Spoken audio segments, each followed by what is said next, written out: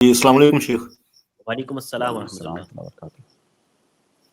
جی بھائی، شیخ میرے دو سوال ہیں، اور جی فرمائیں۔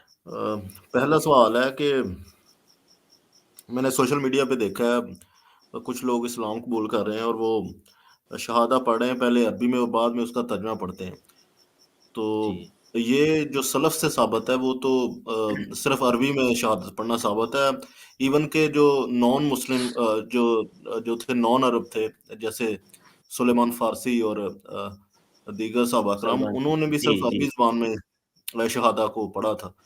تو یہ جو ایک طریقہ ڈھونڈ لیا لوگوں نے، بلکہ کچھ لوگ تو میں نے یہاں پہ دیکھے ہیں وہ اذان کو بھی ساتھ ساتھ ترجمہ اذان کا بھی پڑھتے ہیں، پہلے اذان عربی میں پڑھتے ہیں اور ساتھ ساتھ اذان کو ترجمہ اس کا جی پڑھتے ہیں۔ شیخ، جی تو واضح ہے یہ محمد جو بھائی، واضح ہے آپ کا سوال، واضح ہے، سنیے۔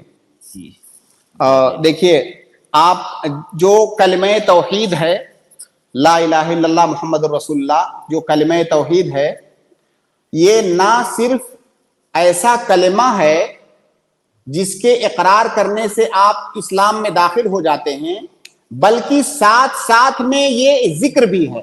اور آپ مختلف حدیثوں میں پائیں گے کہ اس کلمے کے ساتھ ذکر کرنے کی بہت زیادہ فضیلت ہے، ٹھیک ہے؟ تو آپ یہ دونوں باتیں سمجھیے کہ اس کلمے کے اقرار کرنے سے، اس کے جو تقاضے ہیں ان کو پورا کرنے سے آپ اسلام میں داخل ہو جاتے ہیں، اور ساتھ ساتھ میں اسلام میں داخل ہونے کے بعد بھی یہ کلمہ پڑھنا یہ ذکر ہے۔ یہ دو باتیں ہوئی۔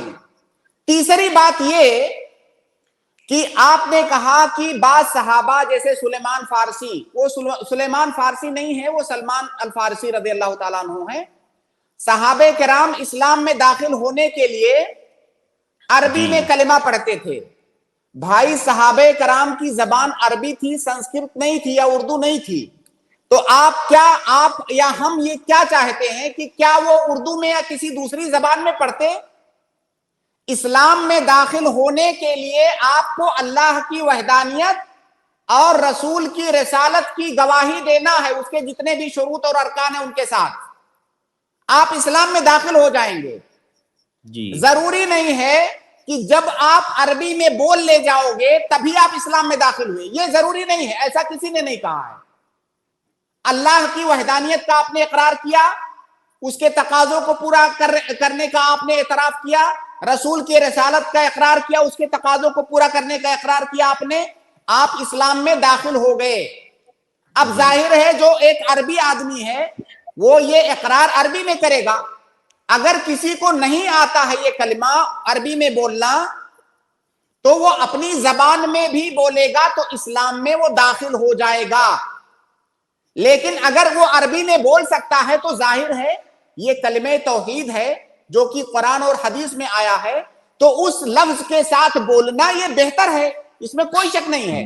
لیکن سوال یہ ہے کہ کیا وہ اپنی زبان میں بولنے سے اسلام میں داخل ہو جائے گا کہ نہیں؟ ہو جائے گا۔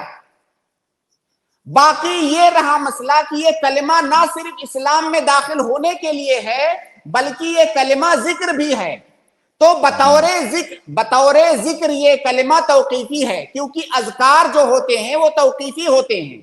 توقیفی کا مطلب جس کلمے کے ساتھ کوئی ذکر آیا ہے، جیسے سبحان اللہ، سبحان اللہ ایک ذکر ہے، اللہ اکبر ایک ذکر ہے، لا حول ولا قوت الا باللہ یہ ذکر ہے، تو ذکر کو اسی کلمے کے ساتھ ادا کرنا ضروری ہے، تب وہ ذکر ہوگا کیونکہ وہ توقیفی ہے۔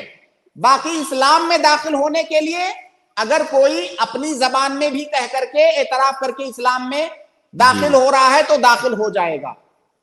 جی جزاک اللہ خیر شیخ۔ جی محمد بھائی۔ ہاں شیخ، نہایت احترام کے ساتھ کہ اس کی کوئی دلیل پیش کرتے ہیں، جو آپ نے کہا ہے کہ جس مرضی زبان میں کلمہ پڑھ لیں آپ اسلام میں داخل ہو جائیں گے، تو اس کی دلیل آپ نے پیش نہیں کی، سلف سے اس کی کوئی دلیل نہیں ملتی۔ آپ یہ بتائیے، میں نے عرض کیا کہ صحابہ کرام یا وہ زمانہ جہاں سے ہم کو نصوص کی شکل میں دلیلیں ملتی ہیں، وہ سارا زمانہ عربی کا زمانہ ہے۔ آپ کو وہاں سے اردو میں کہاں ملے گا بھائی؟ آپ کو یہ کہا گیا ہے کہ آپ کو اقرار کرنا ہے اللہ کی وحدانیت کا۔ اللہ کے نبی صلی اللہ علیہ وسلم نے کہا کہ جس نے اس بات کی گواہی دیا کہ اللہ ایک ہے، جس نے اس بات کی گواہی دیا کہ میں اللہ کا رسول ہوں، اب جو ہے وہ مسلمان ہے۔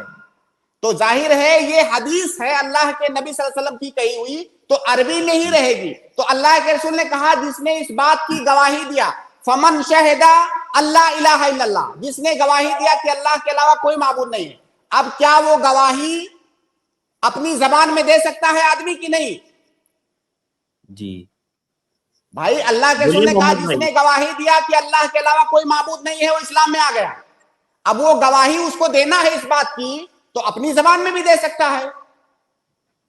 جیسے ایک اور آپ مثال لیجئے، سنیے، جیسے قرآن کے اندر آیت مدائنہ ہے، دین والی جو آیت ہے، اب اس میں جہاں پر گواہیوں کا ذکر ہے کہ جب آپ بیع و شراء کرو تو گواہ بنا لو، تو قرآن میں تو عربی میں گواہی کی بات آئی ہے، تو کیا بیع و شراء کرتے وقت عربی میں گواہی بنانا یہ ضروری ہے تبھی وہ گواہ ہوگا؟ جی محمد بات صرف اتنی ہے کہ آپ کو اللہ کی وحدانیت کی گواہی دینی ہے، آپ کو رسول کی رسالت کی گواہی دینی ہے۔ اب سوال یہ ہے کہ کوئی آدمی ایسا ہے جس کو وہ نیا جب اسلام لا رہا ہے، اس کو عربی زبان نہیں وہ بول سکتا ہے، وہ نہیں ادا کر سکتا ہے، تو کیا وہ انتظار کرے کہ پہلے وہ بولنا سیکھ لے تب مسلمان بنے؟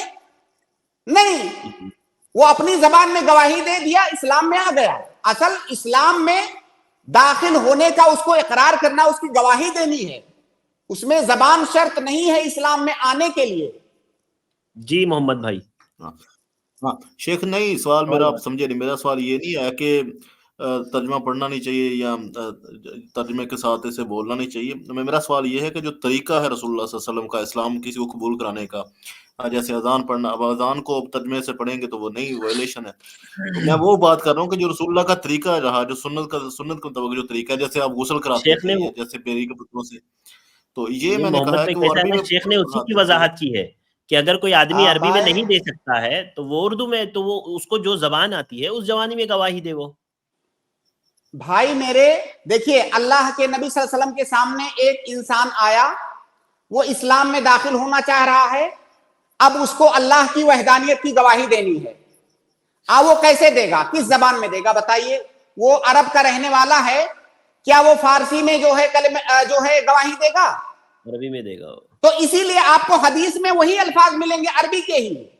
سوال یہ ہے کہ کوئی آدمی جس کو نہیں آتی ہے عربی، وہ الفاظ ادا نہیں کر سکتا ہے، وہ کیا کرے گا؟ کیا وہ اسلام لانے کا ابھی انتظار کرے گا؟ جی محمد بھائی۔ تو پھر نماز اور اذان کیوں نہیں پڑھ سکتے اپنی زبان میں؟ بھائی ان کے لیے میں نے محمد بھائی میں نے اسی لیے جو تمہید میں آپ کے سوال سے ہٹ کر کے میں نے کچھ زائد چیزیں بھی بیان کی، اسی مقصد سے کہ آپ اس کو سمجھ جائیں کہ توقیفی اور غیر گواہی دینا یہ توقیفی نہیں ہے، ذکر کرنا یہ توقیفی ہے، نماز یہ ذکر ہے۔ توقیفی کا مطلب وہی آپ کو لفظ ادا کرنا ہے، لیکن اللہ کی وحدانیت کی گواہی دینا، گواہی آپ دے سکتے ہیں اپنی زبان میں، یہ توقیفی نہیں ہے۔